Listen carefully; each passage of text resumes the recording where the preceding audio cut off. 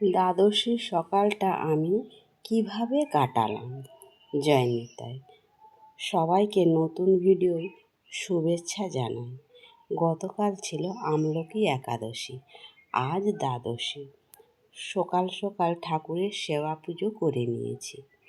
এই দ্বাদশীর দিনটাই ভোর ভোর ঠাকুরের সেবা পুজো করতে হয়, কারণ পারণটা টাইমে করতে হয়। এখন আপনারা দর্শন করছেন আমার বাড়ির রাধা মাধব গোপাল। আমি এখন চলে এসেছি মন্দিরে। নিতাই গৌর বাল্যভোগে লাগিয়েছি, বাল্যভোগে সুজি দিয়েছি। প্রত্যেক দ্বাদশীতে আমি বাল্যভোগে ঠাকুরের সুজি দিয়ে থাকি। এখন টিফিন খেয়ে চলে এসেছি বাগানে। কিছু শাক বীজ ছড়িয়েছিলাম, বেশ বড় বড় হয়ে গেছে।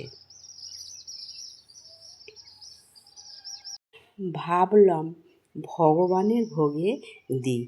অনেক বীজ ছড়িয়েছিলাম, কিন্তু খুব একটা হলো কেমন আবার পোকা লেগে যাচ্ছে। এখন ভোগের আয়োজন হচ্ছে।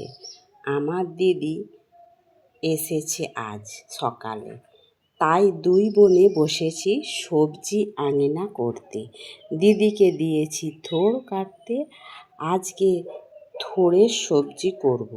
রন্ধন বসিয়ে দিয়েছি।